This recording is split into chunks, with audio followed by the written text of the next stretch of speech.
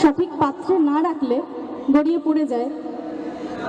এবং মনের মানুষ রাখতে হলে মন থাকতে হবে, মন ছাড়া মানুষের ও থাকতেই পারবে না। যতই আপনি বেঁধে রাখুন করুন, জানি আশেপাশে থাকবে না, চলে যাবে। কি বলছে?